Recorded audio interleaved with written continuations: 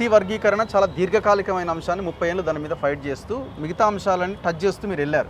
వికలాంగులు అవ్వనివ్వండి, ఆరోగ్యశ్రీ అవ్వనివ్వండి, పెన్షన్స్ అవ్వనివ్వండి, ఇట్లా.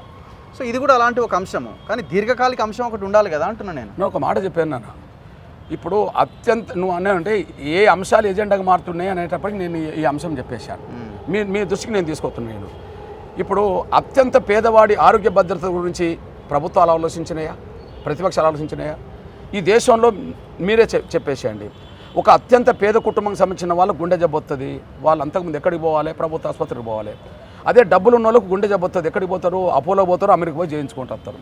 ఇది దేశంలో ప్రపంచంలో 2 ఆసుపత్రులు ఉన్నాయి, డబ్బులు ఉన్న వాళ్ళకి ఒక ఆసుపత్రి, డబ్బులు లేని వాళ్ళకి ఆసుపత్రి. కానీ అత్యంత పేదవాడు కూడా కార్పొరేట్ ఆసుపత్రికి వెళ్ళినా వాళ్ళకి వైద్యం దక్కాలి, ఆ వైద్య ఖర్చులు ప్రభుత్వం భరించాలి. డబ్బులు ఉన్నోడు వాడు పెట్టుకుంటాడు, డబ్బులు ఎన్నోళ్ళు గవర్నమెంట్ పెట్టాలని డిమాండ్ తీసుకొచ్చింది ఎంఆర్పీసీ కదా. బహుశా భారతదేశంలో ఎక్కలేని ఒక గొప్ప పథకం కదా. నేను చెప్పాను కదా, ప్రతిపక్ష పార్టీలు అట్లాంటి విషయాలు మాట్లాడలేదు కదా. పేదవాడి ఆరోగ్య భద్రత గురించి, నాణ్యమైన వైద్యం పేదవాళ్ళకి అందాలని చెప్పి, ప్రైవేట్ ఆసుపత్రులు కూడా పేదలకు వైద్యం దక్కాలని చెప్పి ప్రతిపక్షాలు మాట్లాడలేదు కదా. ప్రభుత్వాలు నిర్ణయం తీసుకోలే, ప్రతిపక్ష పార్టీలు మాట్లాడలేదు. అట్లాంటి అంశాలు నాకు ఎజెండాగా మారినాయి కదా. అది దేశంలో ఒక విప్లవాత్మకమైన మార్పు నిర్ణయమే కదా. ఇట్లాంటి విషయాలు నేను కూడగట్టుకు పోవడం నా ప్రధాన ఎజెండాగానే ఉంటుంది ఇప్పటివరకు. సో మీరు కేవలం ఇప్పుడు ఇష్యూస్ మీద ఫోకస్ చేస్తారు.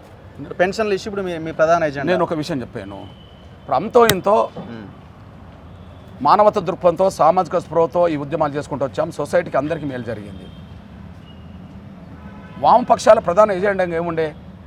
భూమి సమస్య ఉండే, కూలి వాళ్ళ సమస్య ఉండే కదా, కనీసం కౌలు రైతుల సమస్యను ఉండే. ఇవాళ కారణాలు ఏమైనా వామపక్షాలు ఆ ప్రధాన ఎజెండా నుంచి కూడా కొంత వెనుకపోయినట్టుగా కనిపిస్తున్నది. నాకు బాధ అనిపిస్తున్నది.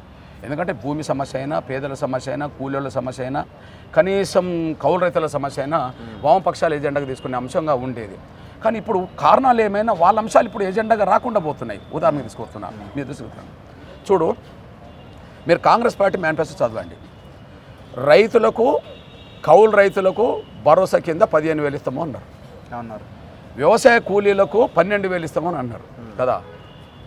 రైతులకు మళ్ళా భరోసా కింద పడుతున్నాయి, కానీ కౌలు రైతులకు, వ్యవసాయ కూలీలకు ఇంతవరకు లేదు ఆ దేశంలో.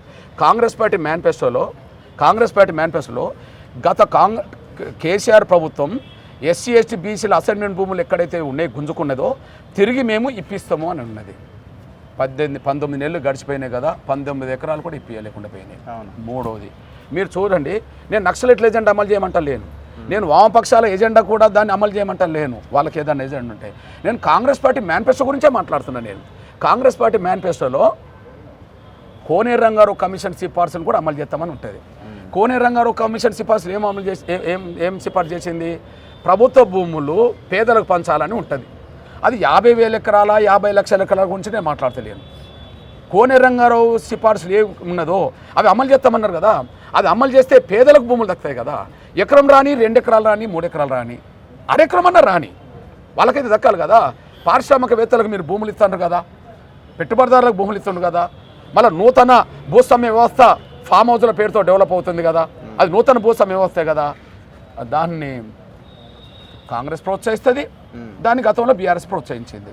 అంటే పెట్టుబడిదారులకు, భూస్వాములకు, డబ్బులున్న వాళ్ళ ప్రయోజనాలు కాపాడడానికే వీళ్ళు ప్రయత్నం చేస్తుండే, కానీ పేదలు అత్యంత పేదరికం. నేను అదే అంటున్నాను సార్. ఇప్పుడు చాలా ఇష్యూస్, మేజర్ ఇష్యూస్ ఉన్నాయి. ఒకటి ఇప్పుడు బీసీ లైన్ ఒకటి చాలా బలంగా ఒకటి వీస్తున్నది.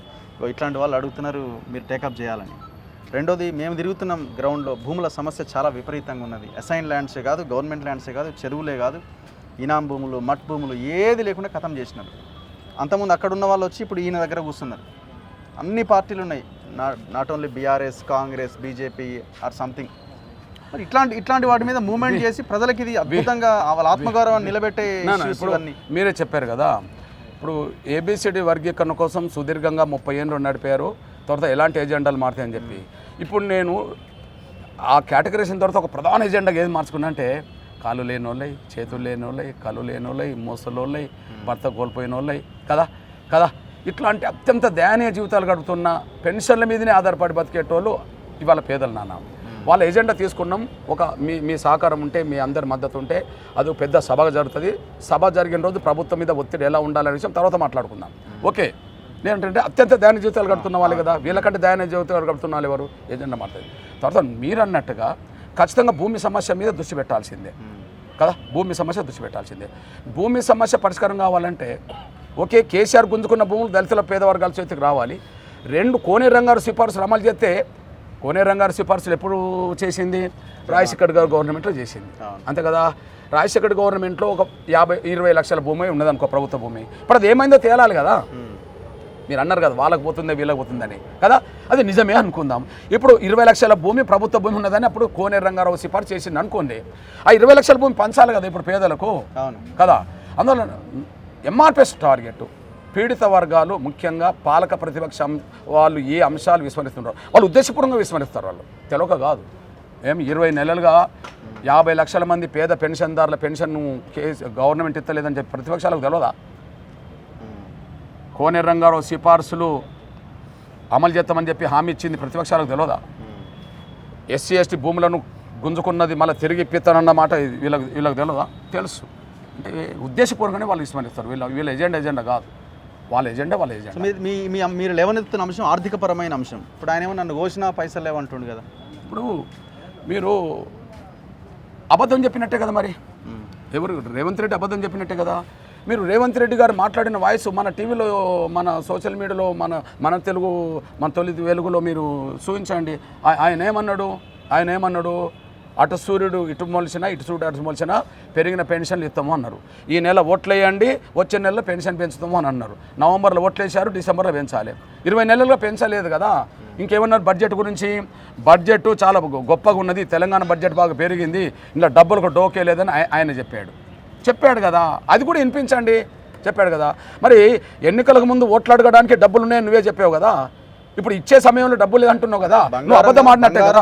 అరే నువ్వు అబద్ధం ఆడినట్టే కదా. అబద్ధం ఆడిండా లేదా? అది ఆయన మాట కాదా? తప్పుకో. అబద్ధాలు మాట్లాడి మభ్యపెట్టి ఓట్లు అడిగి ఓట్లు వేయించుకొని అధికారంకి వచ్చినాక ఇట్లాంటి డ్రామాలు మాట్లాడేందుకు తప్పుకో. నీకు విలువలు ఉంటే, నువ్వు విలువల గురించి మాట్లాడతావు కదా, నిజాయితీ గురించి మాట్లాడతావు కదా, నీకు విలువలు ఉంటే నువ్వు తప్పుకో. ఇంకోరు ముఖ్యమంత్రి అయితే వాళ్ళు ఇస్తారా లేవో తెలుసుకుందాం. ఇప్పుడు నేను సన్న బియ్యం ఇస్తున్నాం, రేషన్ కార్డ్స్ ఇస్తున్నాం, ఇందిరమ్మ ఇండ్ల పునాదులు వేస్తున్నాం, ఇవన్నీ చెప్తున్నారు కదా. సన్న బియ్యం మంచి స్కీమ్ కాదా? రేషన్ కార్డ్స్ 3,58,000 ఇష్యూ చేస్తున్నాం. ఒక్కొక్కటి చేసుకుంటూ వెళ్తున్నా. ఇది కూడా చేస్తామని మాట్లాడుతున్నారు. అంటే దొడ్డు బియ్యం, సన్న బియ్యం ఏదైనా బియ్యమే. దొడ్డు బియ్యం అన్న కొంత ఆరోగ్యానికి బాగుంటుందేమో తినేటోళ్ళు. కానీ సన్న బియ్యం 10 రూపాయలకు అమ్ముకొని ఇది 40 రూపాయలు పెట్టి కొనుక్కొని తింటారు. అది కొనుక్కొచ్చుకోవడమే అంతే, అనారోగ్యాన్ని తీసుకొచ్చుకోవడమే. నిజంగా చెప్పాలంటే దొడ్డు బియ్యమే ఆరోగ్యానికి మంచిది. నేను దొడ్డు బియ్యం తింటా, ఉన్నమాట చెప్తున్నాను. నేను దొడ్డు బియ్యం తింటా. ఎందుకు తింటా అంటే అందులోనే పౌష్టికాహారం ఉన్నది. దాన్ని పాలిష్ చేసి తీసేస్తే అంత షుగర్ లోపలికి పంపుతుంది. ఓకే, ఉన్న షుగర్ తీసేసేది దొడ్డు బియ్యము, లేని షుగర్ తీసుకొచ్చేది సన్న బియ్యం. అది వారి విషయం. అవి ఇస్తానని చెప్పి నువ్వు ఇవ్వనన్నావా? అది చెప్పు నాకు. అవి ఇస్తున్నా కాబట్టి ఇవ్వని అంటున్నావా? అదన్నా చెప్పు. దానికి దీనికి సంబంధం ఏంది? పెన్షన్లకు దొడ్డు బియ్యానికి సంబంధం ఏందో అంటున్నా నేను. సంబంధం లేని విషయాలు తీసుకొచ్చి తప్పుకోవడం కాదు. నువ్వు ఇస్తావా, రాజీనామా చేస్తావా? ఆగస్టు 13 తెలుసుకుంటావు. ఏడు దాకా పోతుంది. ఏడు దాకా పోవాలంటే ఏడు దాకా పోతుంది. ఆయన ఏడు దాకా పోడగొట్టుకుంటే ఏడు దాకా తీసుకెళ్తాడు. డబ్బులే లేవన్నప్పుడు ఇక మిమ్మల్ని ఏదో రకంగా అణచివేసే ప్రయత్నమే చేస్తాడు తప్ప డ్రాగన్ చేసుకుంటూ వెళ్తారు తప్ప. కేసీఆర్ చేసే కదా అడ్రస్ లేకుండా పోయింది. నువ్వు పోదలుచుకుంటే మేము చేసేది ఏమున్నది? కేసీఆర్ గా పద్ధతి అవలంబించాడు కదా, నీ మీద నా మీద, ఇప్పుడు పరిపాలించట ఆయన మీద, ఇంకోరి మీద. ఆయన ఎక్కడున్నాడు? అధికారం ఉన్నప్పుడు ప్రజాస్వామ్యబద్ధంగా ఎట్లా మెదలాలి, అత్యంత పీడిత వర్గాలకు పేదలకు ఎట్లా మేలు చేయాలని కదా ఆలోచన చేస్తే చరిత్రలో నిలబడతారు. కానీ అత్యంత పీడిత వర్గాలనే మేము అణిచేస్తాం, మా వర్గాల ప్రయోజనాలు కాపాడుకుంటాం, ఇట్లా పీడిత వర్గాల నుంచి ఎవరైనా అణిచేస్తామంటే అణిచేసేటోళ్ళే అడ్రస్ లేకుండా పోతారు. Anyway, thank you sir, thank you very much. ఇది మందకృష్ణ మాదిక్ గారితో స్పెషల్ ఇంటర్వ్యూ. చూస్తూనే ఉండండి మన తొలి వెలుగు.